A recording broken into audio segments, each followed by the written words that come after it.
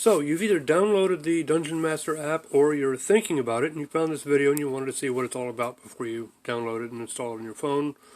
Or, like I said, you've already downloaded it and now you're wondering how to play it. Well, here I am to tell you how to play it. I'm not going to tell you a whole lot, I'm just going to tell you the basics of how to function in the game. I'm going to leave all the dungeon exploring to you, because half the fun of these kind of games is the discovery and excitement of it. But a few things I wanted to tell you before we get into showing off the game. I wanted to show off in the Playstore about it. Let me shrink my picture down so that you can see what I'm doing. Go in the Playstore. Come on, come along. Okay. If you haven't already downloaded it, look it up by saying Dungeon Master with a space between it, and it will be among the first things to come up. The developer is Eldegain. And important historical reminder, this is ported from the original Java code. That tells you that the game is entirely here. It may have some bugs in it. I checked out the guy's blog. He has a note here from March of 2020, right about the time the pandemic started. His blog, the last entry is somewhere in November of 2019. He was very busy with bug fixes in 2019, so I think he may have gotten all of them complete, but with the pandemic I'm sure he's probably hiding in his man cave with sofa cushions over his head, pretending to be hiding in a fortress, hoping it doesn't catch the bug and die. I understand the game originally came out on the Amiga, but I had it on the Apple IIgs back in 1988, I believe. It came out in 87, but I believe I didn't get it until 88. But it's a very exciting game, filled with all kinds of great puzzles. One warning I want to give you is if he updates the status of the game from early access to the final version, he's warned that it's possible that it may accidentally delete your data when your phone updates the app. So this is a possibility to keep in mind. Also, he said if you uninstall the game, don't forget to delete the Dungeon Master folder. Uninstalling the app will only uninstall the app. The folder will remain and include all the dungeon maps and all the character set data that you've got. So don't forget to delete that when you uninstall the app. But that is all I need to show you here. Now let's go back over to the game and show off the fun of... When you first get the game, you will want to use the enter button. After you have saved a setting, you will want to use resume. But for now, I just want to show you what it's like when you first get into the game.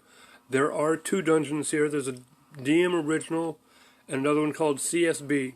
I don't know what the CSB is for. I think it's something about chaos. But right now we're just going to play the DSM original, and I didn't just switch it, did I? Okay, so when you first get into the game, the first thing you want to do is head straight to the Hall of Champions. It's not that hard to find. This is basically level 0 of the dungeon. You don't have characters running with you yet. Basically it's just nothing but a straight hallway with occasional little side things to distract you. And here is the Hall of Champions. The way this game works is that the heroes are basically memorialized in these paintings, and you either reincarnate or resurrect them. If you choose this option, you can rename the character. If you do this, it just dumps the character with their original game name in it. But before you just blindly select 4 characters, you want to review the characters. Press the look button. I didn't do that. Press the look button here and it will show you the character's traits up here.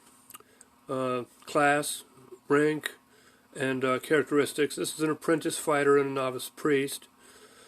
I'm going to go ahead and just blindly do a character set real quick. When the characters are put into your party is in a 4x4, 2x2 formation. This is the way they interact with the dungeon. Remember from your classic dungeon things, when you're going through a dungeon, put your strong fighters in the front with their heavy armor, because they're the ones that are going to directly confront the danger. of monsters, and they can protect the wussy priests and wizards who are wearing nothing but a cloth cloak and have an armor class no lower than 7. But hopefully I remember how to get there. Like I said, I'm just going to blindly select characters. I think this is the right way to go.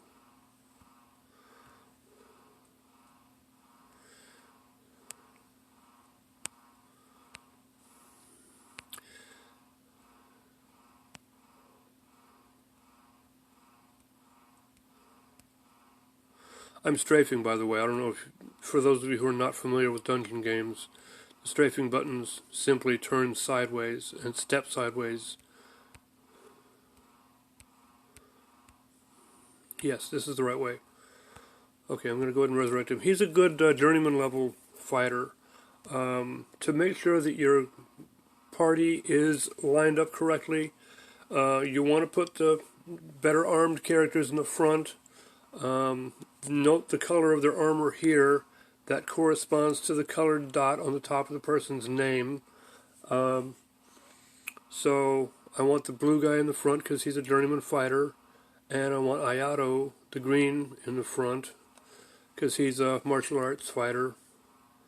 So I've got Hulk in the front with his club and Ayato with his katana. And now we can go into the dungeon proper.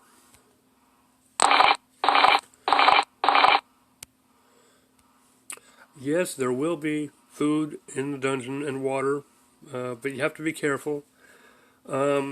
When you pick objects up, they go into this spot here called the ready area, or at least that's what I call it. Hang on a second, I'm fighting a sneeze.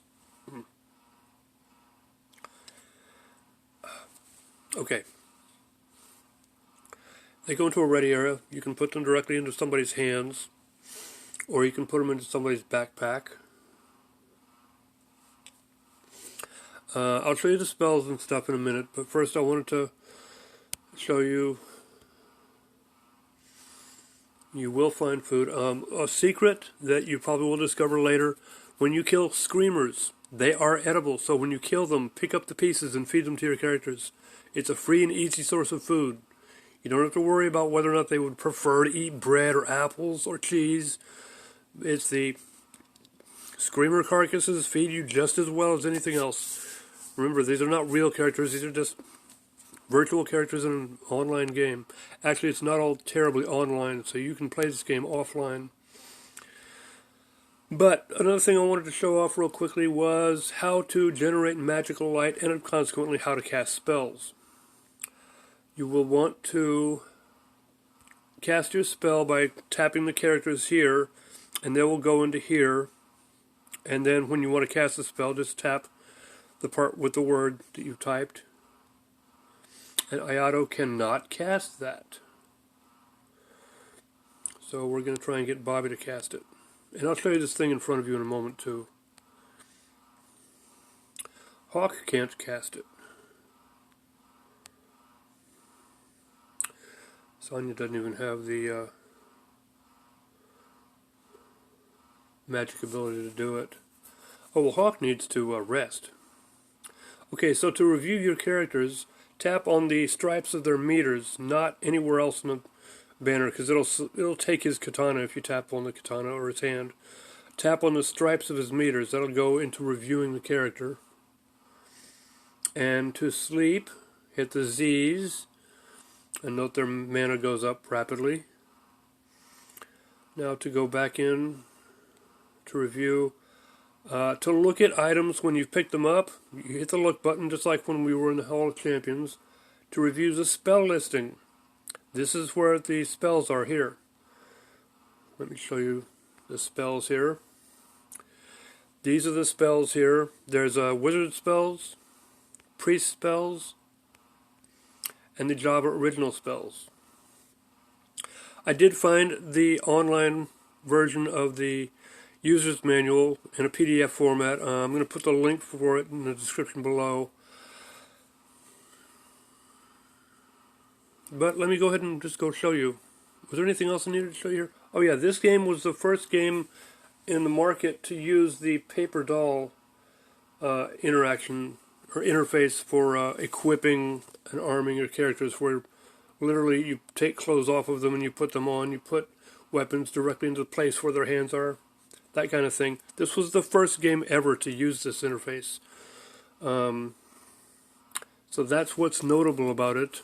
Aside from it being a fairly good dungeon, it's got a lot of good puzzles in it, a lot of good challenging monsters. There's also a fairly recent playthrough of the Amiga version of the game here on YouTube. I'll put links to the 6 videos in the description below. They're really long videos though, so really go to them if you're really stuck, but it's going to be 3 or 4 hours each episode. So be prepared to spend a lot of time waiting for the information that you're looking for. But when you are equipped, when you select your characters for spells, like I said, tap on the little edges of the thing to scroll through your characters to see which one you want to cast spells. For attacks, click on the weapon to select which one is going to do what. And of course, you can also throw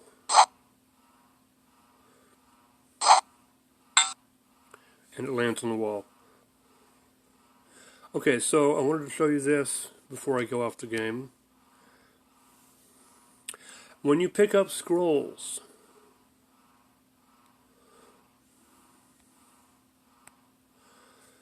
you can read them by putting them down into the ready area and then tapping and holding on the look button, and it shows you the scroll. So this, not the club,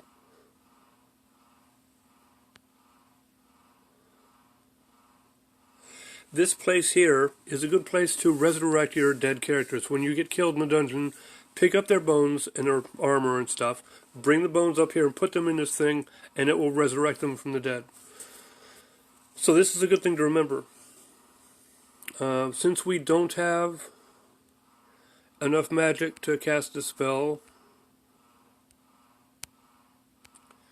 there are torches, and when you put a torch in a character's hand, it automatically lights. So if you find out that torches end up burning away, make sure to only carry them in the hand when you want the light from them. But when you need to not use the light from them, put them out of the character's hand so they don't burn away. Yes, there are stairs down. You hear that sound? That is the sound of a monster nearby. Another good trick of the game. This being basically level 0 of the dungeon, they make it real easy for you. They give you a place where you can say, here is the first monster you're going to fight, behind a closed door, so get all ready. And for now, I'm just going to arm you with a club so we can experiment with fighting monsters. Make me just a bit smaller.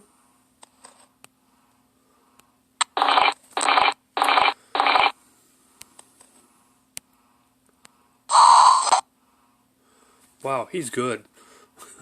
I know which character you're going to be going for a fighter. That katana is pretty badass, isn't it? Okay, tap on their meter stripes to collect items. Here's a nice dagger. Okay, so the scroll that we picked up, let's go ahead and look at it. I gave it to Sonia, didn't I? Small details may hide great rewards. You notice anything unusual about this wall? Yes, there is a little strange brick right there in the middle of the wall. All you got to do to open things up is tap on them. From what I understand, there will be chests, and you can pick up and carry chests. And yes, you can put things in the chest while you carry them, so this dramatically increases your ability to carry items. But you get a free... You have to be careful not to have things in your ready area when you're picking up treasures. Let's go ahead and give that to Hawk. So he now has a rather nice sword. Unfortunately, it does not show the damage ratings of weapons, at least not that I know of. I haven't played the dungeon yet, so I really haven't gotten into it that much yet, but I've been really excited about this because, like I said, I had a copy of this game back in 1988. And so for me, playing it is going to be a bit of a march down memory lane. But let me show you the user manual. Like I said, I'll have a link to it in the description below. And no, I'm not going to bother with the link and subscribe crap that most YouTubers do. If you are here just for this one video, that's fine. Get what you need from it and go on your merry way. Add it to your watch later videos so that you can keep the links to the playthroughs and the PDF. And I left it way at the bottom. Okay, and here is the cover of the original game. Note the nearly naked fighter falling into a pit because he's terrified of a door opening, and the supposedly helpful co-player who's opening the trap behind him thinking he's doing a good thing, and the delightfully beautiful priestess who's walking around with a huge candelabra because that's what you carry in dungeons, is a huge candelabra with 7 candles. And when we were younger, we never thought to snicker about these images because we were too impressed by the game we were about to play. But yeah, the people who did cover art for these user manuals were usually in a totally different room than the people who developed the games. But still, it had a great font. I loved the title. Okay, so there's a lot of backstory in here. I'm going to skip past it because I'm just here for the technical aspects of the user's manual. But, I'm going to go ahead. There's a description of all the characters here, but basically this is the character set for the spells. It took me a while to figure out, but the first character that you're going to cast is the level of the spell. Low is for weaker, smaller spells. When your characters are lower level, they're going to have less mana, so it's going to use up a lot of their small mana to cast spells. And they're going to need less strong spells. You know how it is. The further down in the dungeon you go, the stronger the monsters are going to get. So the stronger your spells are going to need to be. And of course, as your wizard is stronger and can cast stronger spells, he's going to be more able to do so. So anyway, as you move towards the right, the spell syllable gets stronger and stronger. So that this is the strongest spell that you can cast. The second character is your elemental influence. The description above in the paragraphs up here tells about which elements are for what and do what. And then the next character is form. These are a different syllable for the third syllable. And then there's class and alignment for more complex spells. But like I said, in the game it shows the listing of the spells and how to type them. But I also needed to understand how this first character was related to the spells. And that's what this part of the video is for, to show you. This is the level of the spell. Start here with low, then move up to on and on and E and pal and mon as you get more advanced and you need stronger spells to kill the monsters. But basically this is the thing that I needed the user manual for. You can, if you like, look at it and read the backstory, get more into the fighting skills and stuff like that. But the dungeon has a lot of very interesting puzzles in it, so I'm going to invite you to enjoy, have fun, and laugh bravely.